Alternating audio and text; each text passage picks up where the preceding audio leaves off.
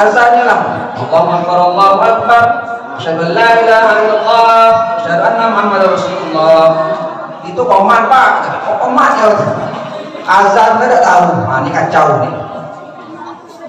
Jangan sampai regenerasi. Aturnya malam ini ada pengumuman pembagian hadiah lomba azan terbaik. Hadiahnya mobil Avanza, mainan. Harus ada tuh Pak. Masjid saya gitu. Maulid Nabi momentum lomba sholat, lomba azan, lomba qomat, baca ayat pendek. Hadiahnya ambil duit pengurus masjid. Minta 2 juta weh. Itu duit umat untuk anak-anak kita regenerasi. Setuju? Setuju. Untuk apa duit disimpan? Tak boleh. Gunakan untuk regenerasi yang akan datang. Inilah pengganti kita nanti. Saya mohon besok Isra Mi'raj anak muda yang nanti ke sini. Abtadi'ul imla bismillahil aliyah mustadirran baydal barakati ala ma'ana lahu wa awla.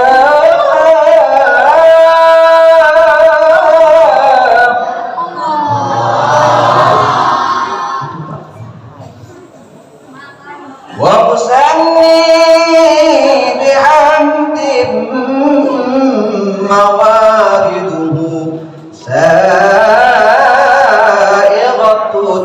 haniyah mundati'an mina syukril jamini mataya.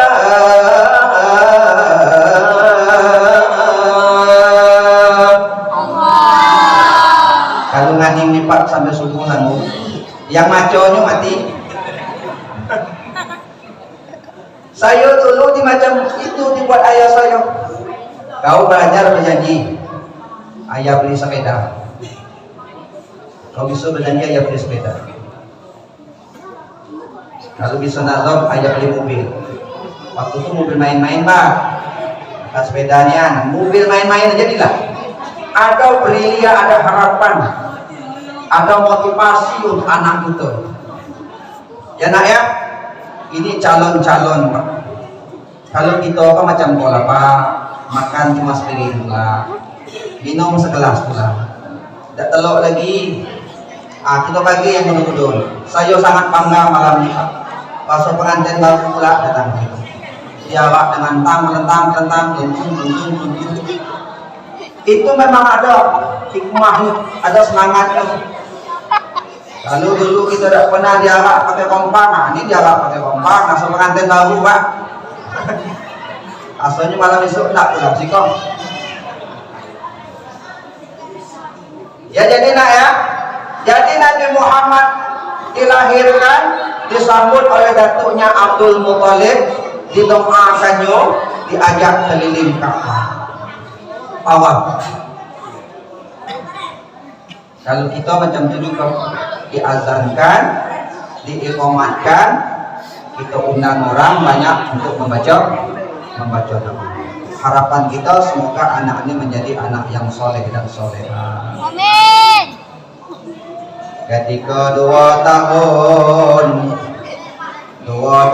Nabi Muhammad dilahirkan ibunya, 2 bulan, bukan 2 tahun ya, 2 bulan dilahirkan. Ibunya ini tidak punya air susu Bu, tidak punya air susu, tidak punya ASI. Maka Nabi Muhammad waktu itu butuh ASI,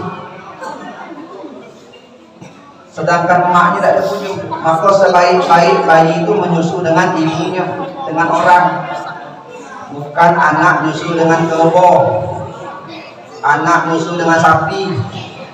Anak kita sekarang banyak nyusu dengan sapi.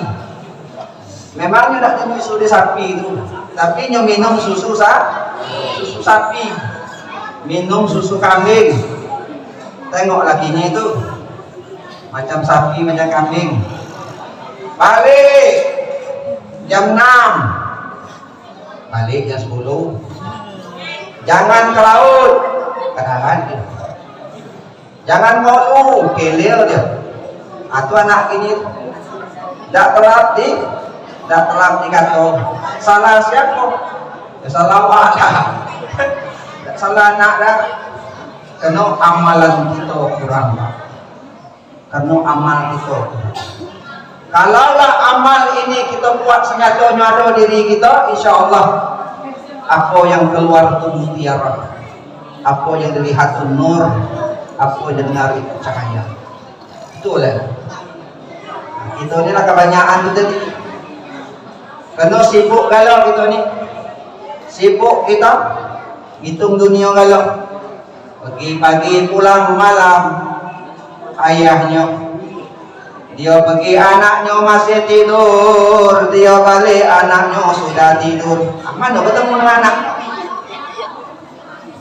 Anaknya hanya dititipkan di sekolah. Anaknya tidak ada dititipkan di TPA. Sini ada Ustaz Solihin TPA kita. Benar. Ada. Ini anak kita TPA kita. Ini regenerasi Pak, kita doakan. Ya, Isra Mi'raj nanti meriah daripada ini, menerima hadiah lomba azan, lomba sholat, dan lomba-lomba lainnya. Amin ya Rabbal alamin. Nabi Muhammad dilahirkan membawa 3 kunci. Membawa tiga kunci. 3 kunci di tangan kanan, 1 di tangan kiri. Apa yang di tangan kanan? Nabi Muhammad dilahirkan ke dunia iko yang pertama membawa nasara. Apa itu? Syafaat. Dengan adanya Nabi Muhammad dilahirkan, maka syafaat, pertolongan, pembelaan ada pada diri Nabi Muhammad. Muhammad sallallahu alaihi wasallam.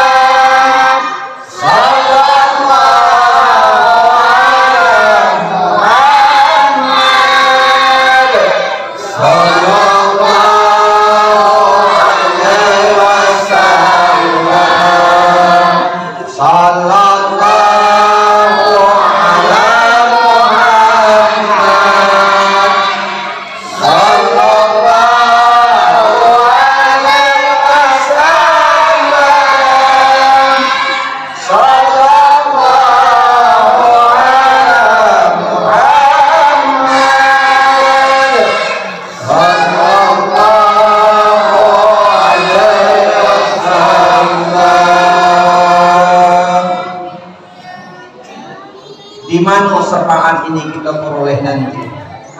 Yang pertama kata Allah, umat Muhammad akan mendapat bantuan dari baginda Rasul ketika dia berada di padang mahsyar.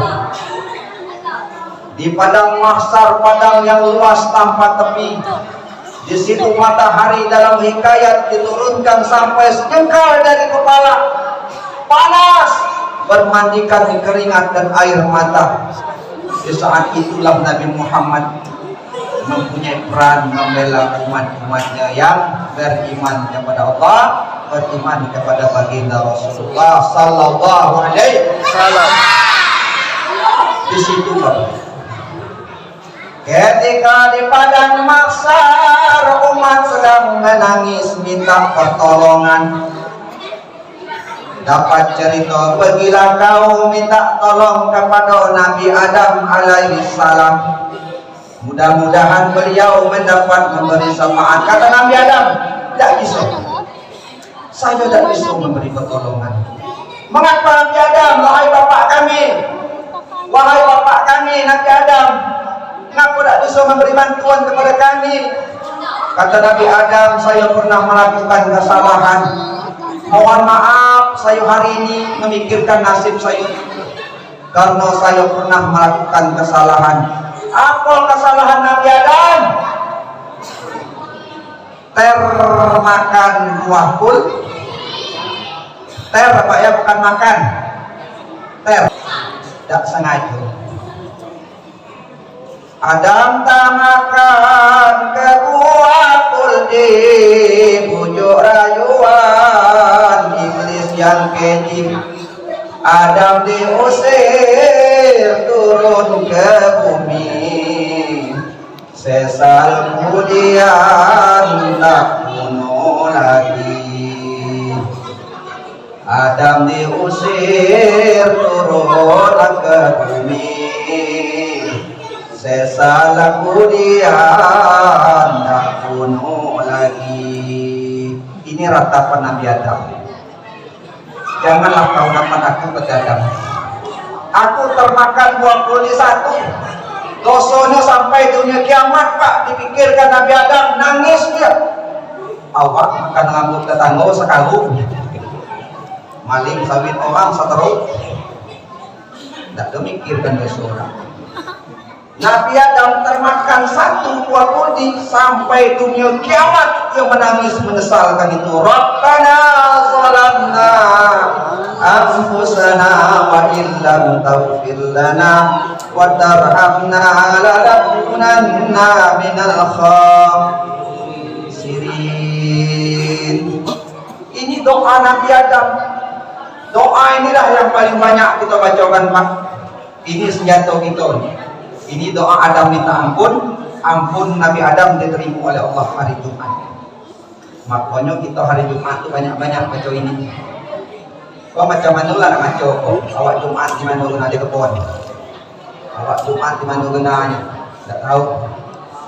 Orang Jumat kata Allah, ya ayyuhalladzina amanu idza nudiya lis-salati fantashiru fil ardh. Wahai orang beriman, apabila kau dipanggil untuk sholat Jumat, datang.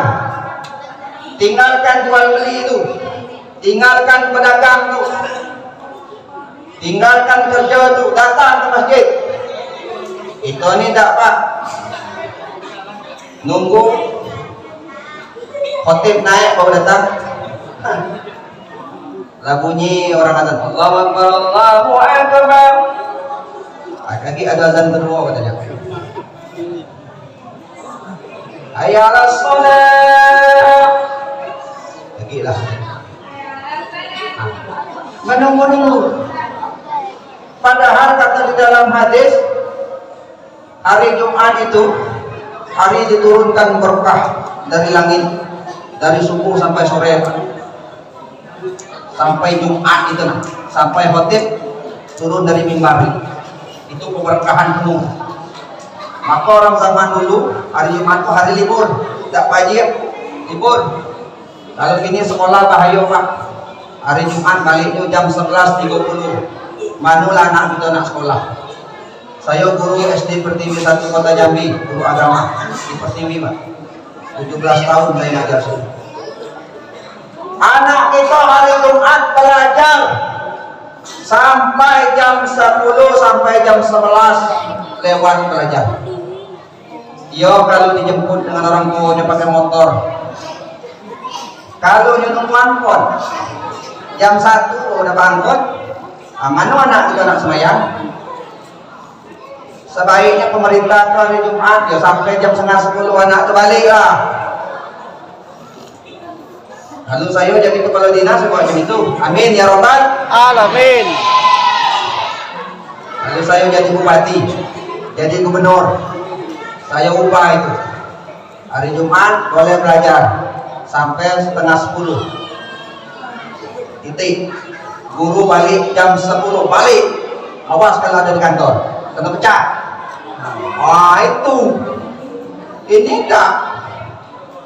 Nanti bertanggung jawablah di hadapan Allah. Siapa yang buat aturan ini sehingga anak cucu kita sholat Jumat itu terlalaikan karena asbab paling lambat hari Jumat.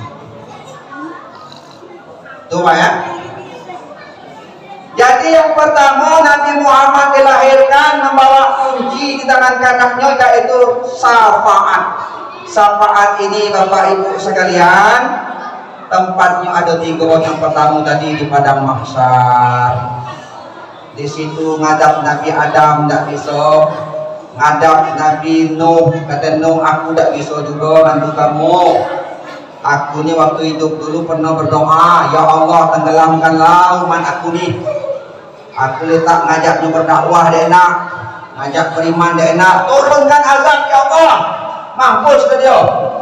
Itu kata Nabi Nuh. Maka Nabi Nuh saat itu ditegur oleh Allah, ditegur kurang sabar. Maka Nuh merasa berdosa doanya itu. Sekali itulah Pak yang berdoa minta tenggelamkan umatnya itu. Kalau awak tiap hari nunggu tetangga mati, matilah kau, mampus lah kau, tunggu mobil lah kau. Itu doa kita tu. Berkali-kali ibu tahu bu cerita tetangga kita sakit, yo mati lah ya. Masya Allah. Padahal Rasulullah tak boleh berdoa seperti itu. Adab Rasulullah, akhlak Rasulullah semasa hidup tak pernah dia berkata jahat. Tak pernah Rasulullah itu marah selama hidup, tak pernah marah. Tak pernah marah kalau permasalahan itu berkaitan dengan pribadinya, tak pernah dia marah.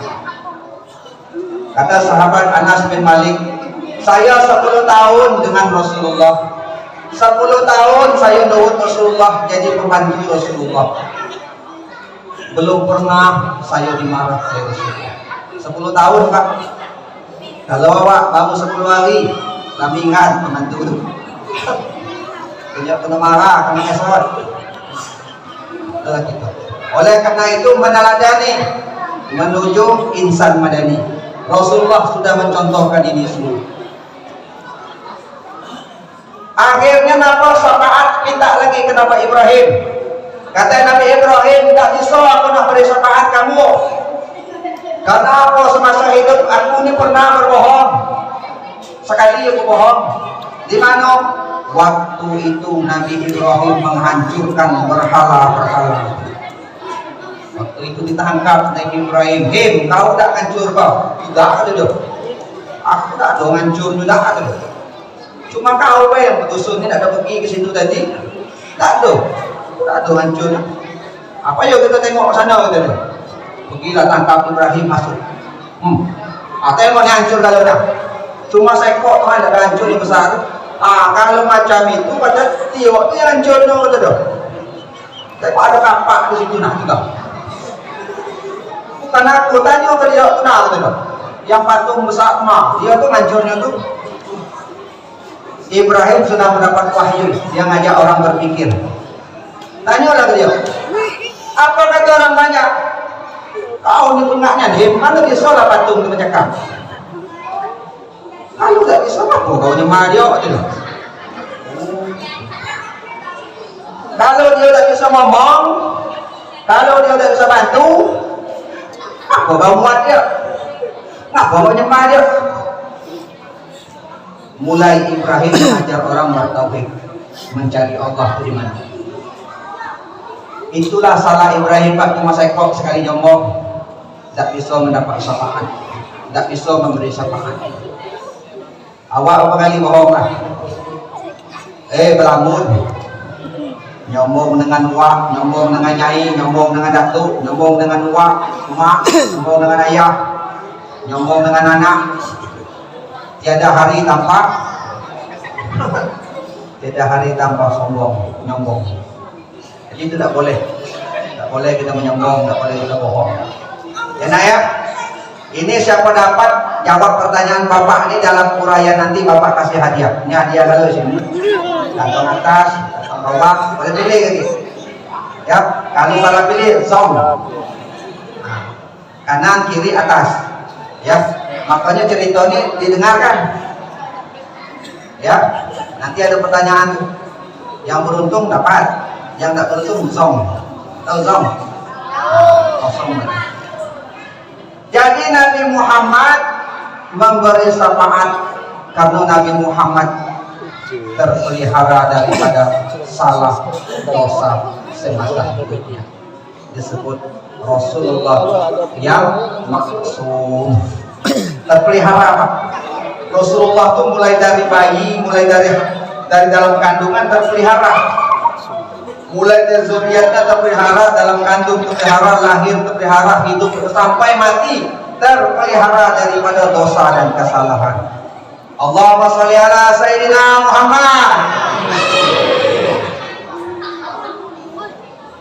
Maka Nabi Muhammad disebut Habibullah, kekasih Allah. Itu kunci yang pertama. Yang kedua, Nabi Muhammad lahir, dia membawa zikrullah. Dengan adanya Nabi Muhammad lahir, itulah kita dapat mengenal Allah Pak. Dengan adanya Nabi Muhammad lahirlah kita dapat mendekatkan diri kepada Allah, dapat kita berzikir, dapat kita bertahlil. Makanya sekarang ada mengatakan kalau yasinan bid'ah, atau yasinan kita itu bukan bid'ah, itu kan zikir. Kalau kita berselawat bid'ah, lantak lasano. Jangan ikuti bid'ah itu Bapak ya. Kita tetap macam itulah. Jangan terpengaruh. Tetap semangat berzikir Pak. Dengan ada Rasulullah kita dapat berzikir. Ala bizikrillah tatma'innul qulub. Dengan mengingat Allah hati kita menjadi tenang, menjadi tenteram. Ini asbab daripada Rasulullah dilahirkan ke dunia ini. Maka zikir itu dengan hati, zikir dengan lisan, zikir dengan amal perbuatan. Man akhiru kalami la ilaha illallah yadkhulul jannah. Siapa yang di akhir hayat mengucap la ilaha illallah masuk surga. Kuncinya surga itu adalah kalimat la ilaha illallah. Miftahul jannah la ilaha illallah. Miftahul jannah la ilaha illallah. Kuncinya surga itu la ilaha illallah Muhammadur Rasulullah. Berzikir Pak. Siang berzikir, malam berzikir, pagi berzikir. Berzikirlah kamu, ingatkan kamu dengan Allah baik di waktu lapang maupun di waktu sempit. Ingatlah dengan Allah baik dalam keadaan ramai maupun dalam keadaan sendirian. Ingat. Alhamdulillah di sini banyak kelompok zikir kita, terutama malam Jumat. Ya Pak Imam ya, ada zikir dari rumah ke rumah, yasin rumah ke rumah. Hidupkan itu Pak. Orang-orang itu takut nengok kita ngumpul seperti itu. Dia senang kalau musim corona. Wah senangnya dia, kita tidak bisa ngumpul. Senang kan? Serangan pajarnya masuk. Menang terus dia.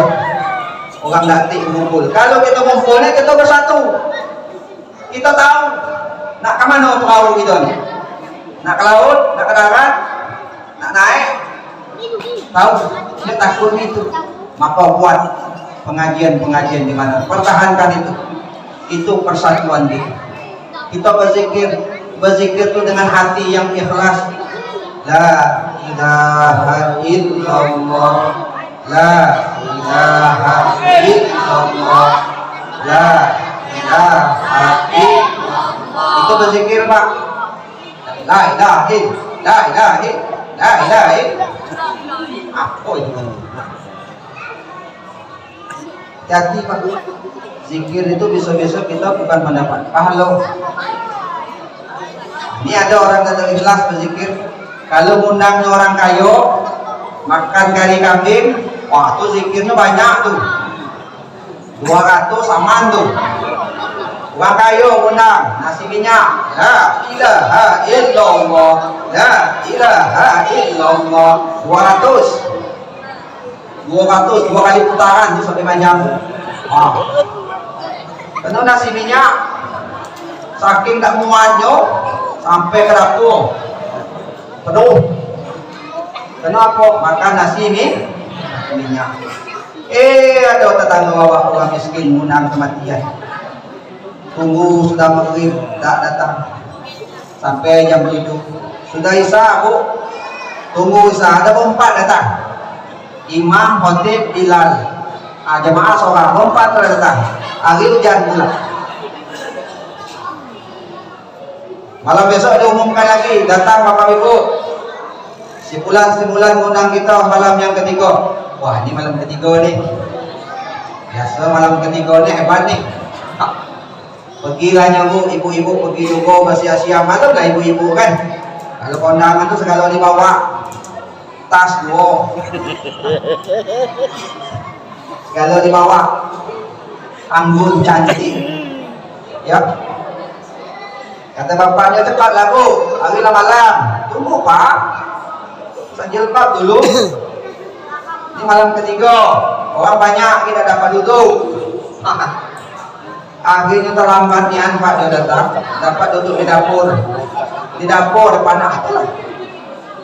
Pas tahlil la ilaha illallah, la ilaha illallah. Sangko ko tadi kari kambing Pak. Kumpul tengok bulu kacang. La ilaha illallah. Bawa lagunya Pak. La ilaha illallah. Angin kencang tertiup tutup bawahnya meranting tengok bulu kacang. La ilaha illallah. Tak ada ikhlas. Kita kalau nak pergi itu ikhlas dulu apapun yang terjadi. 11-12. Jangan Pak. Rasulullah itu sangat cinta kepada orang miskin. Kalau orang miskin ngundang Rasulullah itu pertama kali datang. Pertama kali dia datang. Kalau Rasulullah nak pergi jauh, Rasulullah yang diundang itu bukan orang kaya Pak. Orang miskin diundang, minta doa. Sebab doa orang miskin itu Pak diijabah oleh Allah.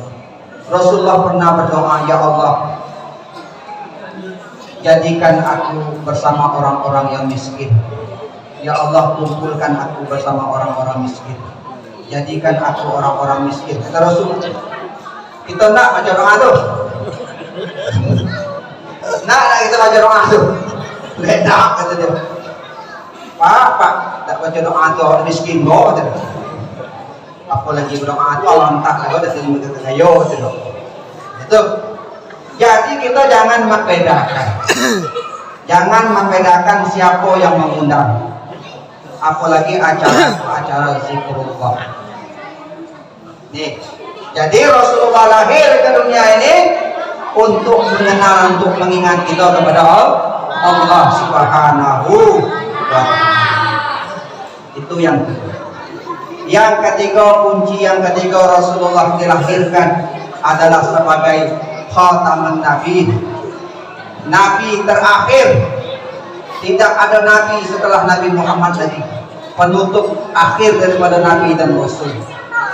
Kalau ada yang ngaku Nabi di RT ko, tangkaplah. Banyak ini tuh nak terkenal ngaku Nabi.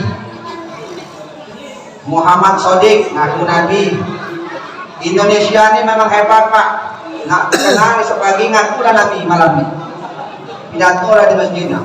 Aku Nabi bilang. Aku terkenal masuk koran sebagai itu. Cuma siapa tangkap. Ngaku malaikat Jibril, dia Eden. Hebat Indonesia ini Pak. Yang lebih hebat polisi Indonesia ini Pak. Yang ditangkapnya bukan penjahat, malaikat Jibril tangkap. Dia Eden. Ngaku malaikat Jibril, tangkapnya. Dia. Jadi Nabi Muhammad itu penutup daripada Nabi. Tidak ada lagi Nabi setelah Nabi Muhammad. Syariat, hukum semuanya sudah sempurna.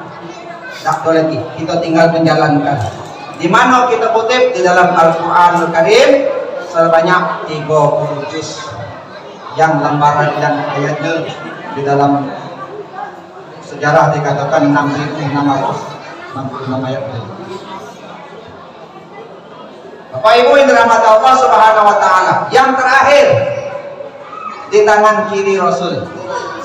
Tadi kan 3 di tangan kanan, kuncinya 1 tangan kiri. Apa yang di tangan kiri ini hanya untuk ibu-ibu. Ibu-ibu kok. Ibu. Masih hidup Bu? Masih. Ibu?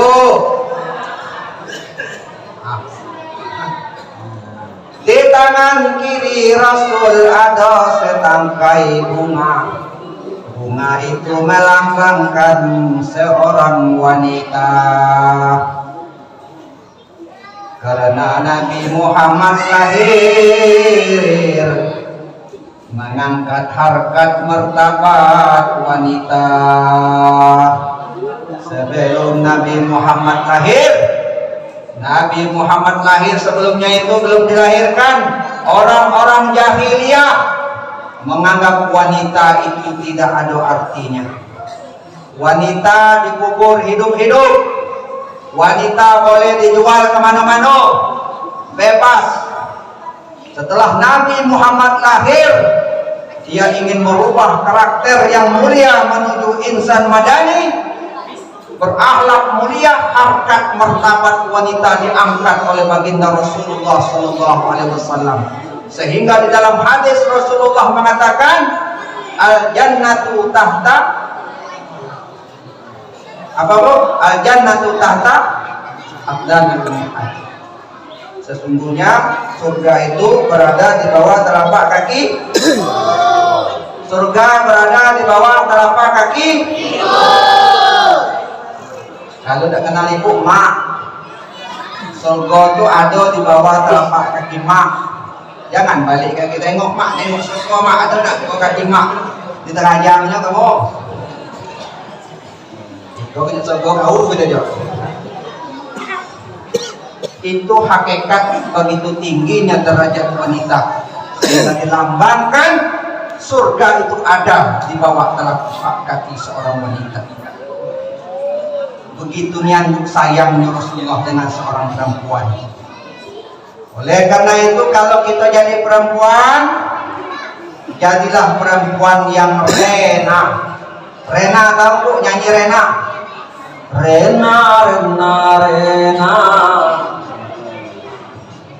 Bapak apa Pak? Apa Bapak malu? Rena, Rena, ku cinta padamu. Rena. Jadilah ibu-ibu yang rena. Satu re itu R-nya ramah. Ibu tuh harus ramah dengan laki-laki, dengan seorang suami. Suka senyum walaupun duit dibagi dikit. BBM naik, semua naik, walaupun duit belanja udah naik. Sabar, ramah tetap. Harus ramah. Itu jadi seorang ibu harus ramah kepada keluarga. Nak bahagia rumah tangga kita, ibu lah kuncinya Bu. Harus ramah. Ramah dengan anak, ramah dengan laki, ramah dengan tetangga. Kalau kami bapak-bapak kan maklum lah, pergi pagi balik malam. Kalau kami lah balik rumah ibu marah-marah, ibu pula seperti ini kan. Ramah, harus ramah. Penampilan kita seperti ramahnya Rasulullah SAW. Yang kedua, jadi ibu-ibu itu kata Rasulullah harus R-A. A-nya apa? Amanah. Rena, tadi ramah. Yang kedua, elok. Jadi bini itu nak elok. Elok perangainya, elok penampilannya, supaya rumah tangga kita sakinah, mawaddah, warahmah. Jangan waktu pacaran dulu Pak, wah. Kalau terkenal masuk muda gitu, tak Pak ya. Zaman itu kalau terdekat tuh baunya 3 botol parfum. Kalau zaman bapak dulu zaman mandom tuh, mandom, mandom, wah, harum, nak elok, minyaknya beris, wah, ibunya macam itu juga, waktu dulu, waktu gadis dulu. Nah, kita harus elok sampai selama-lamanya elok penampilan, elok perangai. Jangan pula sekarang ini kita balik bapak ibu beli baju yang elok, yang baru, yang mahal, yang cantik, bukan untuk kita. Dia nak pergi kondangan, dipakainya. Awak beda dapat tengok ni. Mana baju ibu tidak ada. Kapan ibu pakai? Awak pergi terus, hanya kondangan terus. Pokoknya hanya pergi kondangan pakai baju tu. Tak ada untuk awak di rumah hanya makan ada. Bapak apa bagus tak ya? Elok ya. Ini untuk ayah nih ya, bagus, senang juga hati tengok ini. Ini tiap hari makai dasar koyak pula, tempelnya 7, siko, apa belum? Manulah, tuh nak elok, nak elok, dasar koyak buangnya kredit berapa? Kredit boleh, tapi hati-hati bapak. Hutang itu membuat kesengsaraan kita di yaumil mahsyar. Ya, hutang di dunia ini membuat sengsara kita di yaumil mahsyar. Yo kalau hutang itu tertulis, yo kalau hutang itu kita amanahkan ke ahli waris. Tapi kalau hutang itu kita diam-diam dah tahu ahli waris kita, dah kita catat, mati kita, nanti Allah akan minta pertanggungjawaban sama. Kalau ada hutang balik ke catatan apa banyak-banyak di sana. Tahu orang tak? Wahai anakku, kalau ayah mati, ikut hutang ayah sedikit banyak, tolong dibayar. Apa lagi? Kau lah yang hidupkan, kau lah yang sekolahkan. Bayar hutang ayah ni. Siap, kalau ada catatannya. Ini dah awak lah mati. Bapak-bapak, ibu-ibu, sebelum jenazah ayah saya dikuburkan, kalau ada hutang-hutang minta dimaafkan. Tak kena. Hutang tak bisa dimaafkan. Hutang harus dibayar sampai mati, hutang itu tetap dibayar. Maka lagi sehat pula nggak tahu aku ada hutang. Aku ada hutang. Hutang di mana? Dengan sianu. Ada catat di dalam lemari itu. Kalau bapak nanti ada di dalam lemari itu. Ada wasiat. Maka bapak-bapak kalau umur 63 tahun kurang 2 hari, berarti tinggal 2 hari lagi itu. Ada buat wasiat banyak. Tempel wasiat itu dalam lemari. Nah, kalau bapak mati itu tengok ada wasiat lemari itu. Katakan ke istri. Sebab apa hutang ni Pak sampai dunia kiamat tidak bisa dimaafkan. Besok tidak bisa lagi tukar-menukar. Di dunia kalau bisa tukar, ada hutang, ada. Aku duit negatif sepeda ada. Tukar sepeda, ayo. Tukar baju, ayo. Yang penting halal untuk dunia. Besok yang memasar, no, tidak ada tukar-menukar. Jadi istri itu kata Rasulullah harus elok. Yang ketiga nikmat. Jadi bini nak pandai masak. Saya yakin ibu sini pandai-pandai kalau masak ni. Hebat-hebat masak apa payung. Asal ada yang nak dimasak. Jangan bapak nyuruh masak ini, masak itu, duit negatif. Mimpi namun. Dulu nak makan ayam, kasih duit. Nak makan ikan, kasih duit. Kalau tak ada kasih duit, apa yang ada lah? Ada terung, ada kangkung. Itulah yang ada. Yang penting anak kita makan ikan, anak kita makan telur, dah apa-apa. Ya lah ayam punya kangkung. Yang penting banyak jangan. Anak itu tetap kita kasih makanan yang bergizi. Ya Bu ya. Kalau anak kita biarlah kita makan lauk sama cabai pilih, tak apa-apa. Yang penting anak kita makan ikan supaya konyol, sehat, kasih telur. Jangan makan mie terus, keriting jadinya. Kita itulah serba instan. Malam makan mie, nak tidur makan mie, pergi sekolah makan mie.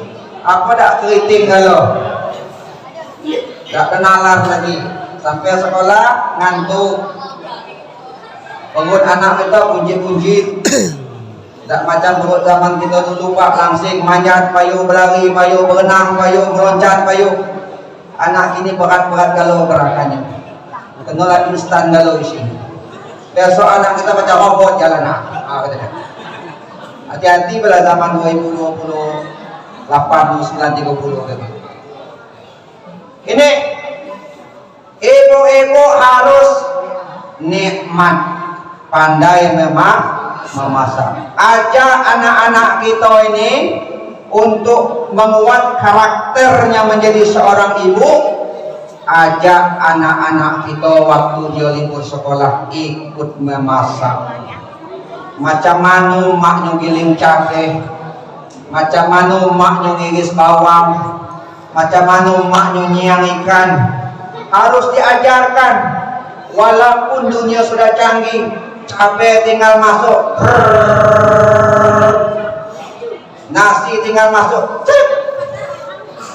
Besok bu, zaman-zaman akan datang akan kembali pada zaman-zaman bahwa minyak tak mati, tuai lagi, listrik mati, gas habis.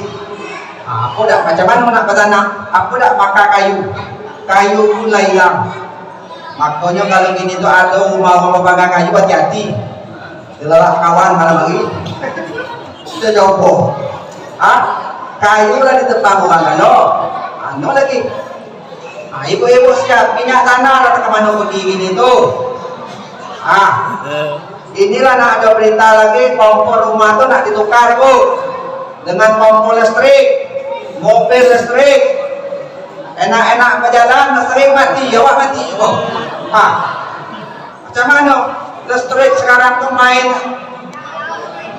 teknik baik, bisa mati dari jauh, tek mati gitu. Kolap negara kita, hancur gitu, mati lah kalau coba. Baliklah kita ke zaman pengen siap-siap. Ditunggu mah siap-siap lah beli anglo. Tahu anglo? Siap lah anglo tu. Buat larang banyak-banyak. Hari ini pak berkeliling saya 10 toko mencari gas. Dah dapat negara tahu. Susahnya peminta beli pak. Harga 34.000 dah kata jual. Ada sih kau. Kalau ada sih kau biasa beli. Saya di sini negara.